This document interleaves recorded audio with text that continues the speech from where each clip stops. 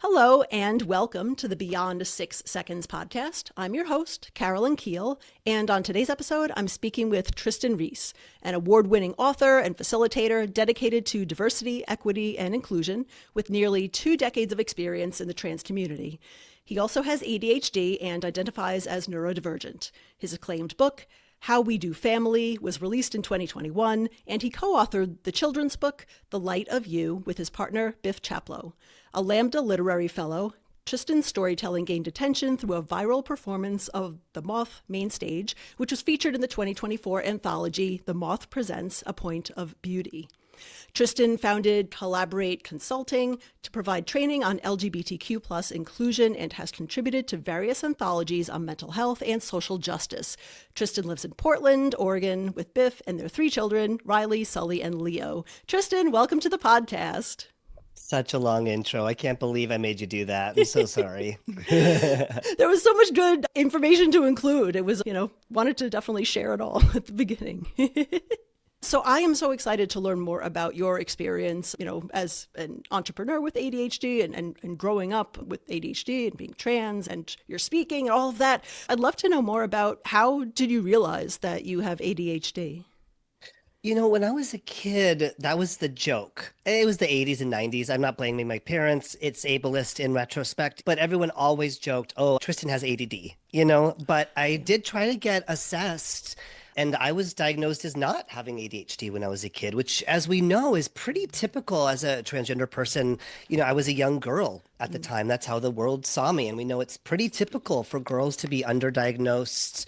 And so I think both through masking, as well as I think they did the ADHD assessment, like a grown-up one-on-one with me asking me questions, which doesn't make any sense because if it's a one-on-one situation, like I can focus for hours, in a big classroom setting, not so much. So I was diagnosed as not having it very early on. It wasn't until my eldest son was diagnosed with ADHD when he was maybe 9 or 10. And I was like, no problem. We're going to do everything we can to support this kid. I read all these books and I was like, oh no, I thought this is how everyone's brain worked. I think I might have ADHD too.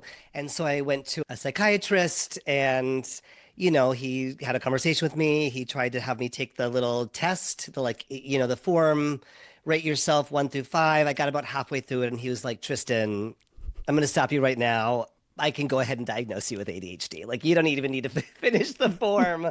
So I was an adult diagnosed ADHDer, which again is not uncommon for women and a lot of transgender people who presented as girls or young women and got skipped over. Yeah, it's really interesting. I hear so many stories when I talk to particularly people who are autistic and have ADHD or have ADHD, that a lot of times they discover their own diagnoses when their children are getting diagnosed. So it's a really interesting process that way. Yeah. And a lot of those biases and just ways that our understanding has changed of ADHD really impact, back in the 80s and 90s, it was very different also. So yeah, big changes since then. Yeah. What was it like growing up with ADHD that you didn't realize that you had or maybe joked about or thought you might, and trans, at the same time? Yeah, I mean, at least the ADHD part, so much of my life makes sense in retrospect, looking at it through that lens. But truly, because I didn't have the language, I didn't have the diagnosis, I didn't have the community support, I just thought I was lazy or stupid or undisciplined. That was the big thing, and I was just told, well, you have such potential. Oh, you're so smart and it's being wasted. Why can't you just blank? And again, it was the 80s and 90s, so nobody ever thought to sit me down and say, okay, well, if you have a test coming up, how could you plan for that? If you have a paper coming up, I just didn't have the prefrontal cortex, the executive functioning to do any of that. And I was able to skate by just by if you give me a test, I can prove I know the work. And so I was able to get an A on the test. I just didn't do any of the classwork. Or frequently when I'm doing trainings, I'll try to explain to people, like the student's nightmare. where you show up and like people often have a dream where you show up in class and the teacher's like, and here's the test, or like, where's the final paper? And you're like, what final paper? That was my entire life. And often for people with ADHD, that was our entire educational careers, is showing up in a classroom and having a teacher say, turn in your final, and you're like, what final? Because my brain just wasn't able to hold on to any of those details. And so I really truly struggled and thought, I guess my brain is just broken. I was going to fail out of high school, and I ended up testing out when I was 15 because there's the option to take a high school equivalency exam. It was, I think, intended for people who would like to go into the military at 16 instead of 18, but I found this loophole and I just literally tested out and was like, okay, good, I don't have to do that. I went to college and I failed at college as well. And it was like, oh shoot, what am I going to do? I eventually went to Performing Arts Conservatory and I got straight A's for both years, including the academic courses. And I was like, wait a minute. Okay. If I genuinely care about something, if the interest is there, if the dedication and passion is there, I could stay up studying all night. I have no problem wrangling my stupid brain to do this thing. And I use that word, of course, in quotes in a tongue-in-cheek way. So with the diagnosis later on, it made a lot more sense. And I wish that I had had it earlier so that I could have had some resources and tools in place. Does that make sense? Yeah, it does. And having that sort of intense interest, it makes it easier, I think, for a lot of people who have ADHD to focus. It's sort of like a very deep focus a lot of times, or sometimes when you're really interested in a particular topic. Wow.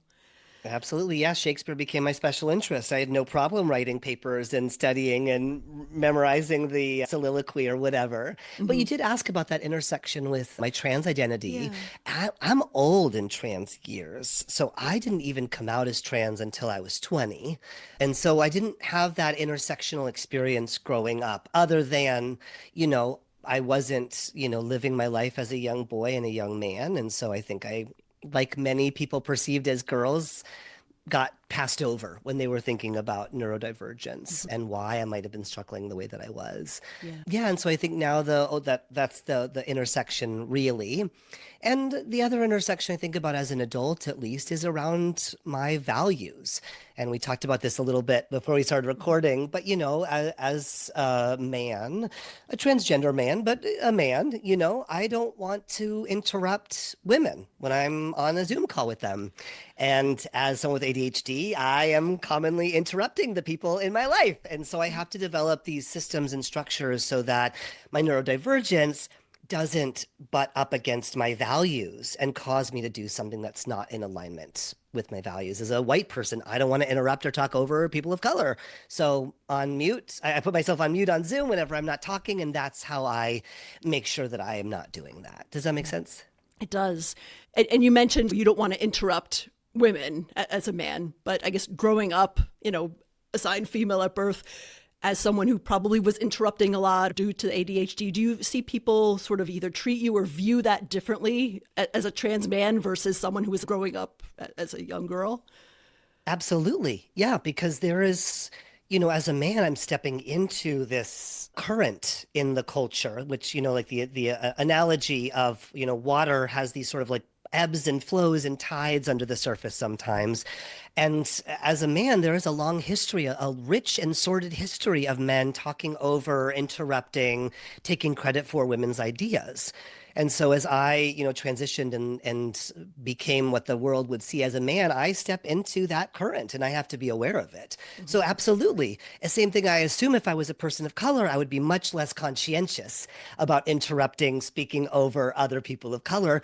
No, I'm a white person, so I have to be keenly aware of this dynamic that exists that I'm stepping into. And, it's not my responsibility. It's not my fault, I guess, but it is my problem. I didn't do it and here I am. And I'm so keenly aware of not wanting to replicate those problematic things. Yeah, absolutely. Yeah, very interesting. Yeah, and it's good to be aware of those currents in society and kind of how the things are kind of structured. Yeah. You do a lot of different things as part of your company, but one of the things you do is that you're an ADHD coach. So what inspired you to start providing coaching for specifically people with ADHD? Honestly, as with most things, it felt kind of random. I was already doing some consulting work with an organization, and I had done a training on neurodiversity with this organization, and they came to me and said, "We have someone with ADHD who's been put on a performance improvement plan. They've asked for one-on-one coaching as part of the performance improvement process. Is that something you'd be willing to do?" And I really spent a couple of days sort of feeling into it. As with many neurodivergent people, I struggle uniquely with imposter syndrome. So, how dare I, if I don't have any special certifications, if I'm not a licensed coach of whatever kind, do I have any right? But I think eventually I just felt that this is an organization. They know me, they know my work. I have all these models for self awareness, for self advocacy, for adaptation. Maybe I could bring it to a coaching container? And so I started that conversation and it went great. And the feedback I got from that person was this was amazing. All the adaptive skills that I learned growing up, not having the tools and the diagnosis, now seen through a healthier lens, absolutely are frameworks I can teach people. And so I have the 3 A's of ADHD coaching that I do. And it's really wonderful and gratifying to hold space with people. And at the end of every single session, I tell every single one of my coaching clients, there's nothing wrong with you. And I don't know what it is about that phrase, but hearing that from another person when you're neurodivergent, and especially if you're struggling at work, to hear someone say, you are not broken, you are not defective, your brain just works differently, and we're going to harness those differences together. It feels good to feel like I'm having an impact. Yeah. And it's kind of a full circle moment because when you were sharing your own story, you often felt growing up that your brain just didn't work the way it was supposed to, until you realized that you had ADHD. So now you're able to do that for other people in terms of pointing that out to them and giving them that reassurance that no, you can succeed. You just have to use, you have to use different techniques and you can help them through that. Yeah, I mean, I appreciate you saying that. I've never really thought about it, but it did feel like the world was telling me in so many ways, what is wrong with you? Like there is something wrong with you. And so to be able to sort of soothe the nervous systems of other people. And, I'm a parent as well. And so not in a paternalistic way, but I hope I bring some like good, healthy dad energy to the coaching, to be like, I'm proud of you. Sometimes that's a tool that I try to use and that some people do appreciate. Yeah, no, that's great. And in your coaching, do you have like specific recommendations that you give broadly, or do you work with people individually to find out what's the most helpful for them? It's really tailored. And in fact, I did a session yesterday, and the first part of any coaching is building self-awareness. That's the first A, is awareness, because some people really struggle with rejection sensitivity, right? But not everyone. And so I'll ask someone, like, tell me what happens when in your body when someone brings forward feedback for you, even like if it's very well intentioned and if they're bringing it out of love, like how does that land typically?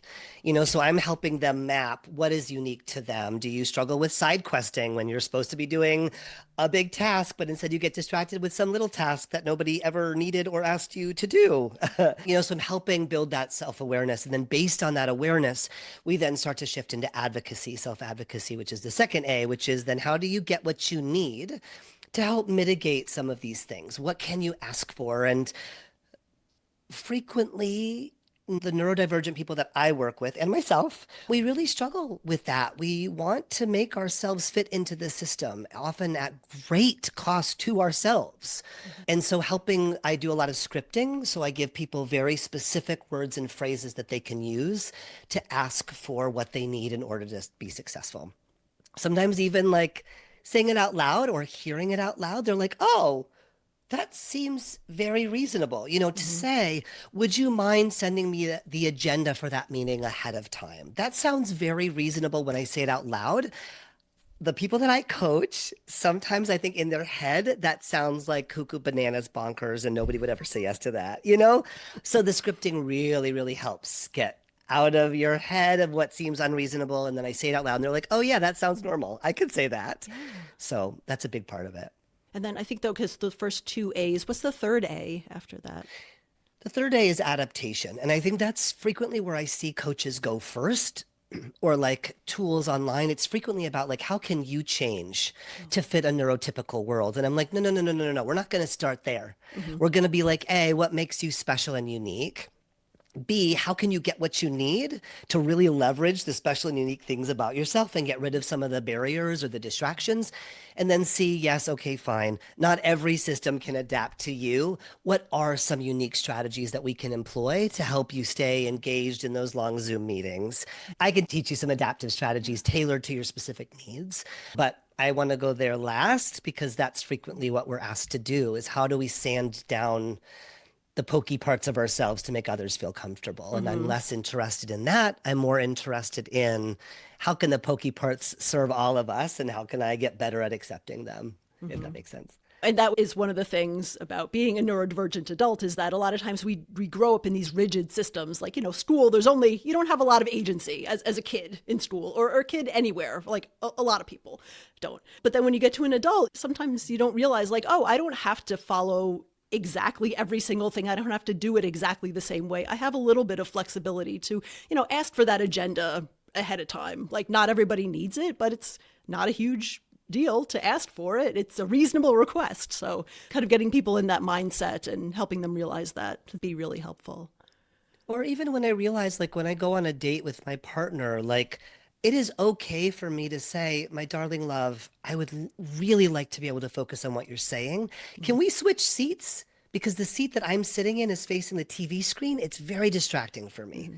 That is like a normal, appropriate, fine thing to ask. And no normal person, quote unquote, no healthy person you want to be in a relationship with would be offended or hurt or judge you for that. Like, I mean, like I use that example ad hoc, like off the cuff, and when I was doing an ADHD training, and like half of the room was all ADHD people. Half the room's minds were blown. They're like, "You can just ask for that." I'm like, "Yeah, you can just ask for that." Mm-hmm. Did that sound bonkers when I said it? And everyone's like, "No." And I was like, "Yeah, you can just say, is it okay if we switch seats so I can focus on you?" Just the most basic things. To your point, having grown up in these rigid systems, we feel like we can't ask, and in most cases, we can, as long as we're not weaponizing our neurodivergence on Yeah. other people, of course. Yeah, no, absolutely. So, yeah, so you do a lot of work in the workplace with people who are neurodivergent, including ADHD. I'm curious to get your thoughts on what workplace inclusion really looks like for, I guess we can talk about neurodivergent people or maybe specifically people with ADHD because neurodivergence is so big. And also, because especially the times we're in here in the United States, what workplace inclusion looks like for trans employees. Yeah, well, to answer the first one, when I go into a situation, like I do some conflict resolution, I do a lot of coaching where like there's been an issue. I can work one-on-one with the manager, I can work one-on-one with the employee who's neurodivergent and then kind of bridge the gaps there. My fantasy going in and when it works well is when it feels like each person is on either side of like a river and we're building a bridge and meeting in the middle, right? And so as neurodivergent people, we're not always going to be able to expect the system to adapt fully to what we want. So we should be willing to say, oh, yeah, I can find a way to do that. Like, if we're not going to get an agenda ahead of time, like, I can accept that. And do I have the option to then send my notes in afterwards because the brainstorm doesn't work for me or whatever it is? That's actually more of an autism example than an ADHD example, but you get my drift. Similarly, an employer may feel like, we really do need people to be in the office 5 days a week. Okay, because of how distracting the open office is, this person should be allowed other opportunities. Okay, well then they can work from home half of the time, right? Mm-hmm. So we're thinking about like, and I don't think about it as compromise, but I think about like how can we adapt to each other and create something new? And so I think at best, that's when things go well. There are some best practices I teach businesses, of course. There's some best practices I teach neurodivergent people, of course. And I think what's best is when we're both willing to say, okay, well, that's my fantasy. And I'm really willing to give you this thing because I know that's going to help, And so I think about that mental image of meeting in the middle of the bridge. Yeah. Questions about that, or do you want me to flip over to the trans inclusion piece? Because that's like literally a completely different thing. Yeah, no, that's a very, very different. Yeah, so and that's interesting because that's really how like conversations about things like workplace accommodations should go. Ideally, is like that sort of meeting in the middle, kind of finding that fix that works. So for someone who's really distracted in an open office environment, it may not be possible for them to work from home, but maybe they can work in a quieter space, or maybe they can work with like some ear, like ear protection or something. It's like that whole conversation is really critical. So yeah, that totally fits in line with that. Makes a lot of sense. I'll also say, I think particularly for people who are newly diagnosed, and there's a lot of science around the sort of developmental stages of identity, the sort of different stages you go through as you're coming to terms with a new identity. There is certainly a stage which is normal, it is natural, like it's just how our brains work, where we can be quite defensive. And when we do expect the systems to change to suit us and our needs. And so that's a big thing is I do have to work with a lot of managers to say, yeah, just because someone has ADHD doesn't mean that they can no longer be held accountable for their actions or that they don't have any deadlines to have to pay attention to, and again, same thing. If someone says, well, I have rejection sensitivity. Okay. The people on your team need to be able to give you feedback. So what do you need in order to be able to receive that feedback well, right? It can't be an off-ramp. And I see both neurodivergent people sometimes taking that off-ramp, and I see managers letting them do it. It's like, well, I can't hold them accountable because they have ADHD. Okay, hold on. Let's back up. People still have to be able to do their jobs. And what can we find? How can we adapt to each other so that the deadlines are met? Those other things can happen because they do have to happen. Yeah, no, absolutely. Definitely. Yeah. So, yeah. And I guess it would be good to flip to the other issue and then kind of understand more about what inclusion in the workplace looks like for trans people. Like how can workplaces support them? How can their coworkers, allies, cisgender allies support them? Things like that. Yeah. Well, I think an interesting transition from the neurodivergence to the trans topic is the jury's still out on whether the attacks on DEI, quote unquote, are going to also hit neurodivergent efforts.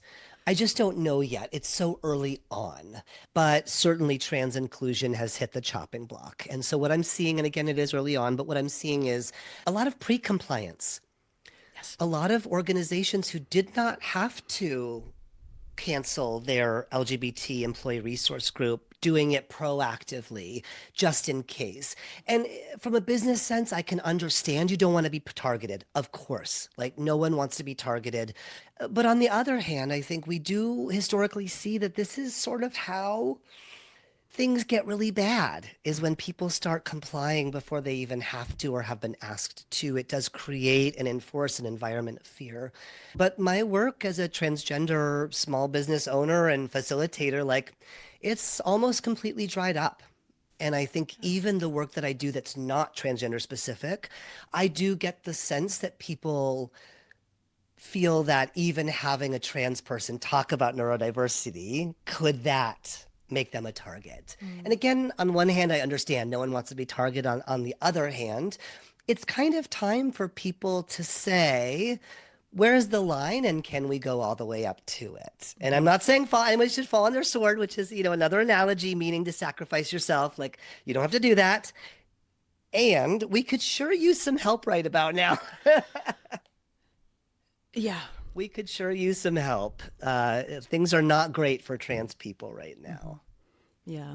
And in part of what you were saying is whether the neurodivergent community will be spared or passed over. The thing is, there are so many connections between these communities. And, there's the lawsuit now around Section 504, which started as an attack on trans people, drags the whole disability community into it. It's like, oh yeah, we're getting rid of your rights too. Or like, wait a minute, like it's, and it's bad on its own just as an attack against trans people. It's literally like that poem. It's like, you're not going to be safe for very long. Like no one, at all. So start paying attention. And as you said, start deciding where you want to be on that line, how close you want to get to it, and just start thinking about what's important to you. So it's, yeah. Yeah. And I do often encourage people, I do a lot of allyship trainings. And, one of the core things I think is to be really clear about where is your sphere of influence? Where can you make an impact? For some people, it's in your family. Great. Talk to your kids about what's happening. Like the good and bad news is that transphobia is everywhere, same as ableism. It's everywhere. We need people in their homes talking to their kids. We need teachers in classrooms. We need business leaders. Whatever your sphere of influence is, we need you there. And that's where you can make the biggest impact, is where you have the influence. What I see is when people try to go outside of that, when they end up stuck on Twitter or wherever, it's so draining on our resources. The spoons, to use an analogy from the disability justice movement, we've only got so many, even those of us, if it's appropriate to think about that for outside of a chronic illness context, we do each of us have a finite amount of energy. And if we waste it, letting it drain down, the toxic cesspool of social media or whatever, unless that's a sphere of influence for us, for some of us it is, getting super clear, if you are a decision maker about trainings or leadership development or whatever, can a trans person come in and do the Brene Brown work? Guess what? That's me. I'm a trans person who's certified to do Brene Brown work, And so thinking about that intersectional lens when you're making decisions that could really impact our community right now. Yeah. Can you say more about 504? Is everyone going to know what that means?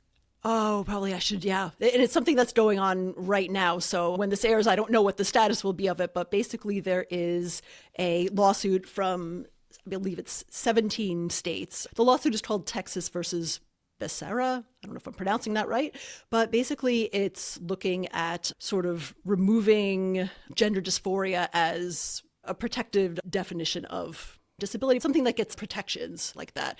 But the thing is, there's also language on page 30 something of that legal briefing that says specifically that we don't need Section 504. And what Section 504 is, basically one of the early disability justice rights that was earned by disability rights activists, which created requirements for anyone receiving government funding to be accessible to disabled people. So it's like schools and hospitals and medical treatment. So it was a significant thing that the disability rights activists had to really fight for at that time. So to just sort of see it casually thrown in is like, yeah, it's too much to ask businesses to be accessible. Like, we don't need to make that a legal mandate anymore. It took a long time for the media to kind of catch on, but like a lot of the disability influencers were bringing the call to be like, hey, this lawsuit is more than it looks like. This is a very bad thing, that if it passes like this will impact a lot of people in the United States. So yeah, unfortunately, a lot of trans attacks kind of get bundled in with other attacks on other people. And, again, they're bad enough on their own, but no one is protected. You're not safe just because you're not trans, or you're not safe because you don't know anyone who's trans. Unfortunately in these times, I don't think it matters. Like, there's still danger. You still have to be concerned and aware of what's going on. Absolutely. I mean, I remember early discussions when I was coming out as trans, there was a push to remove gender dysphoria from the DSM, the diagnostic criteria through which someone can be diagnosed with a mental health condition and then can access gender affirming care. And, there were discussions about, should we remove it? Should we push as a community to sort of demedicalize it? And it's interesting because there were two pushbacks. One was the disability justice community said, what's wrong with mental illness? The framing is, well, we're trans, we're not crazy. That's the message that was subtly being sent, or not so subtly being sent, by the push to have it taken out of the DSM. And it was really wonderful for the disability justice community to come to us and say, this is really problematic, this push that you're the idea of like, you want to separate yourself from us, from the mental health world. And that we took really seriously. And then the other push was from Canadians who were like, look, we have socialized medicine up here. Gender identity disorder or gender identity dysphoria being in the DSM, that's how we access our transition related care. So like, in solidarity with us, can you please not do that? And so for those two reasons, people have often, as particularly allies, non-transgender people would ask me, well, why is it in the DSM? Why is it considered a mental illness? And I'm like, oh, I know why, and it's those two reasons. And so I think there's a good history of trans folks acting in solidarity with the disability justice movement and, vice versa as well. And so I think you're right. They're interconnected in many, many ways. Yeah. Yeah. So, yeah, I mean, as you were referring to before, we only have so many spoons or so much bandwidth if you're on social media and it's draining to see everything and just be like super, super aware of like every horrible thing that anyone says or anything that's, going through legislation or like I feel like all of humankind, our brains, no matter who you are, we're not built to handle that much information, and it's overwhelming. And in some ways it's purposely overwhelming. Like that's kind of the point. But, it's a good reminder to kind of step back, and you can still have an influence as an individual person, as an employer, as, really as part of a business. You can do, even if there's small things, even if it's like, I don't know, calling your representatives about things and telling them what's important to you on certain issues, or I don't know, just getting involved in your community, in your local community, and making connections with individual people. There are still things we can do that seem small, but if enough of us are doing them, it has a big impact. It really does, and we should be doing more of that. It's a whole lot to think about, so I appreciate you helping to talk through and explore all of these different issues and circumstances. Yeah, so Trystan, how can people get in touch with you if they want to learn more about the work that you do? Yeah, well, you mentioned social media. I'm not on there much anymore, but certainly the consulting firm I run is called Collaborate Consulting, and that's just www.collaborate.consulting. And that's where I do, I run my neurodiversity trainings through there. I also do training specifically for managers on how to lead neurodiverse teams. I don't have autism, and so I'm not autistic. And so I have an incredible co-facilitator who joins me for those sessions that are more broad about neurodiversity in general. Anything that's ADHD specific, I do. And I'm not sure when this will come out, but I'll be at the Neurodivergent conference in Austin at the end of March. So I'm excited about that. First conference of its kind, I think. And so I'm excited to go. My favorite training I ever did was for a room full of ADHDers. Best training. I thought I had a personality. I don't. I just have a neurotype. I'm just ADHD all the way down. And I was in a room full of all my people, and it was amazing. Oh. Yes, people were like raising their hands, calling things out. It was so much fun. It was so much fun. So yeah, people can catch me there as well. Wow. Yeah, that sounds like a really cool conference. Awesome. Awesome. And, as we close out, is there anything else that you'd like our listeners to know, or anything that they can help or support you with right now? Well, again, my kids won't listen to this, and so I can officially say I'm not any of yours dad, but if you need to hear it, I'm proud of you, and there's nothing wrong with you. Thank you. Yeah, those words are really powerful. It's good to hear. Well, thank you so much, Trystan. It was great talking with you today. Of course.